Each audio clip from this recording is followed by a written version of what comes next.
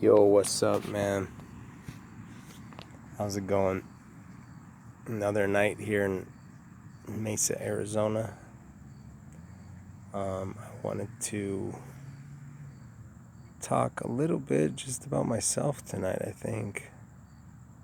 I don't think I've ever talked about myself on this channel. And I just had a crappy day at work. I think I'm a little too, oversensitive sometimes. I know I've always been a very, over empathetic person. Over. And it's not that good sometimes because you gotta set boundaries. But I don't really set those a lot of times, and so I empathize so much that I just kind of become that person, and I can't really have boundaries. But that can take me down as well. It can, if they're good people, it can bring you up, but bad people, it can take you down, because you don't set those boundaries. You kind of become what that person is. You feel with that person so much that you become what they are. And so I've learned over the years to create that boundary, and because that's more of a following, right? But it also creates a lot of understanding, because you're always empathizing, you're always becoming others. You're always walking in the shoes of others, so you understand others. And by understanding a lot of, hundreds of people in your life, you understand different realities. So it's good for understanding. It's not good for leadership, and it's not good for your own internal peace. And it's not good for,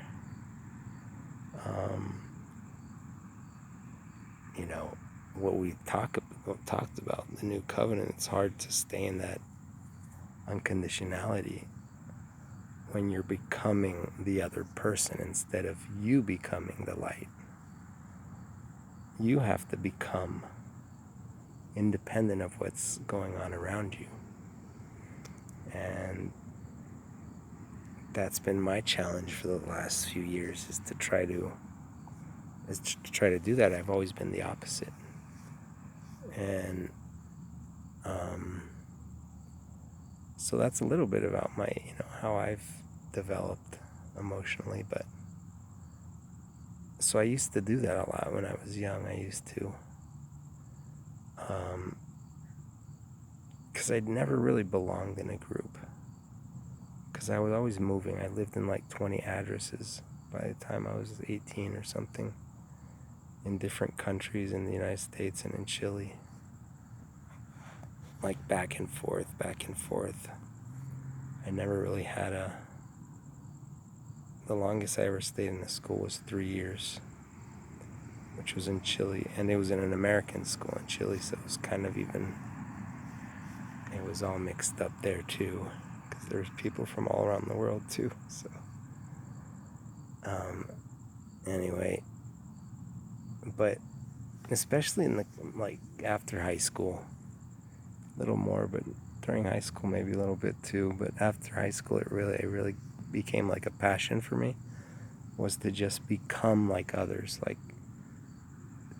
hang out with different groups, different cliches, and just become who they are. And so I hanged out with just a lot of different groups, and I'd party with them, and I'd just live their lives for when I was with them. Just lived whatever they wanted to live, whatever they were. I would just go with the flow. And it's just interesting to become others. And I really learned since an early age. I always knew that evil, I could never really find a truly evil person. And at first you would think they are, right? people who've killed people, people who, criminals, gangsters that deal drugs, people like that use violent tactics. Just, I hung out with people like that. And not a long time, but, I once I worked at this Pizza Hut at night, and I would get off at 1, 2 in the morning, and we'd go and just hang out with them all night. And it was interesting just to get to know. And you get to know the people. The more you get to know them, the more you get endeared with them, and the more you know that there's love behind all that. There's always love behind everything. That's just a fact. There's always love behind the hatred, the fear, the insecurities, the macho man, all that stuff is a facade, Behind it is the love, the loving, tender care. Whether they're seeking it, whether they're running away from it, but it's always there. It's always a force.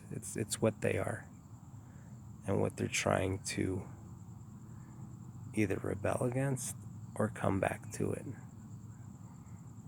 And so I kind of learned that from a very young age, that we're all good. All people are essentially good. And they go down the wrong path, and they do stupid things, and we do stupid things. I did a lot of stupid things. But eventually we'll all come around. And but it is a long road, I've been through a long road. A lot of people say that, wow, life has passed so quickly. They always say, hey, it's already been a year, it's already been 2 years. Wow, I can't believe it. And I'm always like, dude, like 2 years ago seems like 20 years ago. And I don't know why, but that's just how it feels for me a lot. And I think it's just, I think it might, I'm not sure why it is, but I think I change a lot. I change. And I'm always like trying to develop and trying to seek and trying to, I don't know, somehow perfect myself, spiritually especially. And as you change who you are, like your belief, your core belief system, and as they develop and as they evolve, I think you become like a new person. Like you're no longer that old person. You can't even recognize who that was. And so when you look back, you're like, whoa, that was like 2-3 lifetimes ago. Because that's what it kind of seems like sometimes. Like, whoa, that was a long, like you don't recognize that person who you were 2-3 years ago. You're like, wow. Like it's been like it just seems like a long time. Because so much has changed since then. And so, and not externally. Externally, everything's pretty the same. I mean, a few things change, your job, this, that, but on the outside, it would seem like it's not changing that much. But internally, there's like revolutions going on. And I think that's why. But I don't know, I'm not sure. But man, when I look 20, 30 years back, like these times that I'm telling you guys about, it just seems like a long time ago. Like I just can't, like I can't, it just doesn't seem like a short period. It seems like a really long time ago. And even like 5 years ago or 6 years ago seems like a long time ago. Um, and so I started, I always had that inkling towards that, that sabor in tu boca, like that taste in your mouth, that you like something. It's what it's what you're born to do. And everyone has that thing. Whether it's music, whether it's art, whether it's sports, whether it's, I don't know, whatever your thing is. As a teenager especially, I think you start developing it 13, 14, 15, you start getting that sense that, wow, I really like this stuff. I really love it. And as I grew older and older, just all of this, the whole belief system thing for me was just amazing. It was just, wow, it was amazing. And I grew up LDS Mormon on my mom's side, and a little bit of Catholic on my dad's side, not too much. But we went to church sometimes, but mostly it was LDS Mormon. But also it wasn't that fanatical because my dad wasn't, and my dad had a very strong influence on the family. He had the more dominant personality, and so. But we would go to church mostly every Sunday until I was, I don't know, 16, 17, I think. And my mom passed away when I was like 15. And we would still go to church a bit, but so that played a great part in my formation, was the LDS upbringing, just to learn about Christianity and about their perspective on their whole worldview, their whole theology, right? I learned it pretty well. I was always interested in it. I taught a lot of Sunday school classes. I liked teaching. And of course I would teach my own stuff. I remember ever since I was, I don't know, 16, 17, I'd teach the little kids, like the 10-year-olds or something, or the 8-year-olds. And I'd go off and just teach my own kind of things. But anyway, that was kind of fun. But I always thought for myself, and I was proud of that. I could never just say, okay, I'm going to just obey whatever you tell me. I just couldn't do that. And I think no one should do that. You can't do that. I mean, that's just one of the basic laws of consciousness. You have to think for yourself, dude. Like, don't let others think for you. You have to, in order to believe something, you have to really internalize it and believe it for yourself, not because someone told you about it.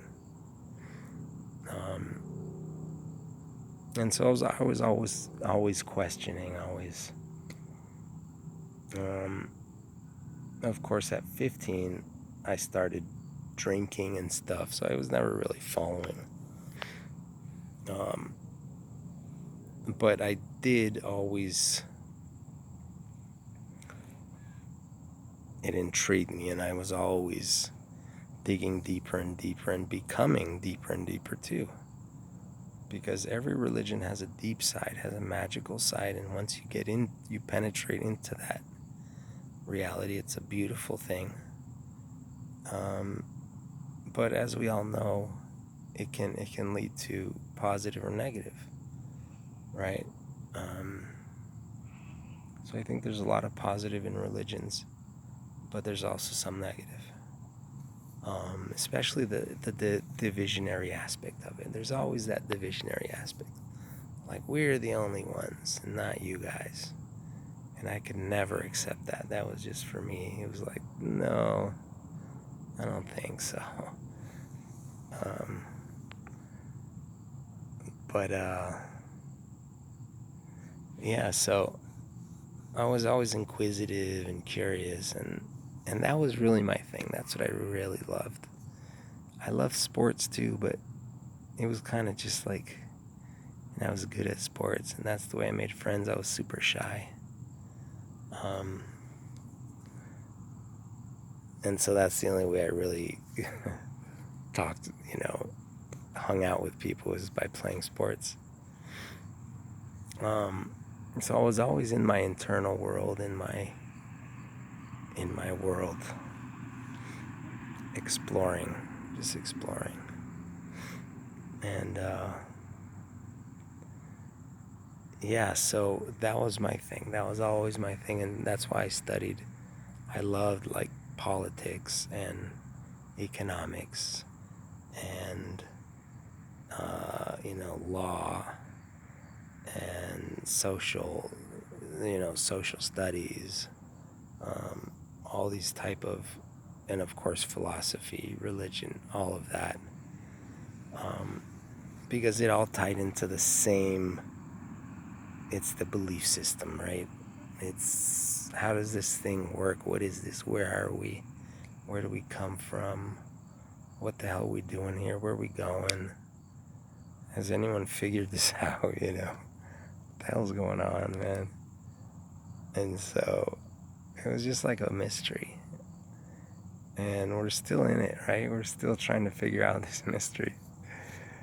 But it's been a cool ride, man. It's been 45 years, which seems like a lot more, but it's been good, man. I have to give thanks. Give thanks to God. Give thanks to that, to everyone who's passed through my way. They've all been beneficial, even the assholes. So then I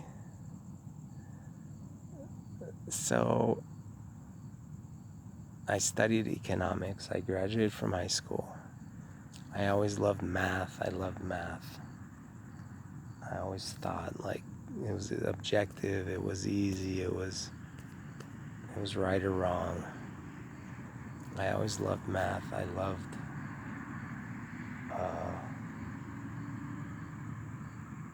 loved writing. I loved history.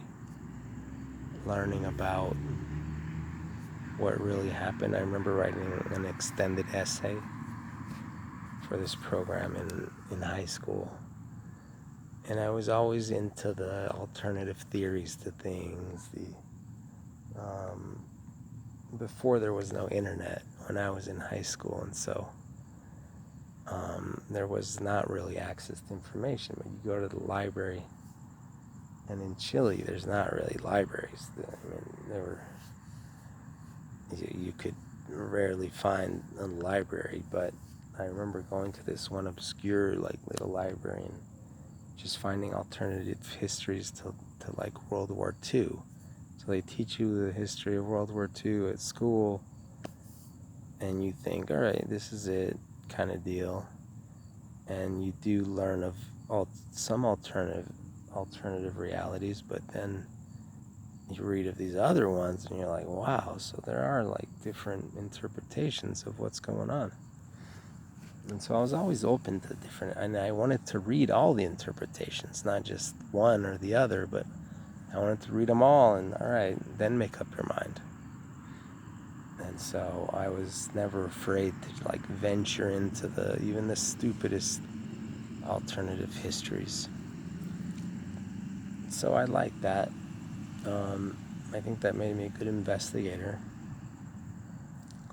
But then I always wanted to find out what was real, what was true. It was more of the spiritual path. So I got in, and the reason why I got into economics after high school was because I already thought like like I had somehow I sensed like a mastery in the philosophy, the arts, the religious side. I don't know, I always felt like I had like a mastery in that, even though I didn't know anything, right? But I just had that sense. And so I felt, hey, that was my real thing. It wasn't econ or politics, but since I felt I felt such a mastery in it that it was kind of a waste of time. It was going to be kind of a waste of time to study that because I don't know. I felt like I wouldn't learn much from these textbooks because I'd already gone through a lot and studied a lot, and I kind of already knew what was coming in like let's say a religion major or a philosophy major or something. It was just going to be boring because I already did that for many years, and I was like, all right, what are you guys gonna teach me? Like, I don't know. I guess I was kind of cocky in that area.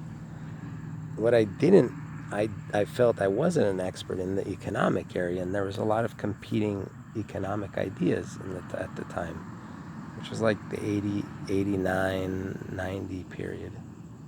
1989, 1990, the collapse of the Soviet Union was recent. There was a lot of change in Chile, like from dictatorship back to democracy, and there was just a lot of questions floating around as to political systems, economic systems, which is the best, which is the right way to govern, and to which system's the best. And so I was always curious about that because that obviously tied into religion and everything else. I never could see them as separate. They were always all intertwined. And so I wanted to study a lot more about that. And so I did that. And I learned quite a bit. And it was good. It was a good experience. But you do learn most of your stuff not in college or in high school. You learn most of the stuff on your own, right? Everyone knows that. And then so I think this is getting a little too long. I might continue tomorrow. I don't know if this interests anyone or not, but hey, I'm putting it out there. And I will see you all tomorrow. Later.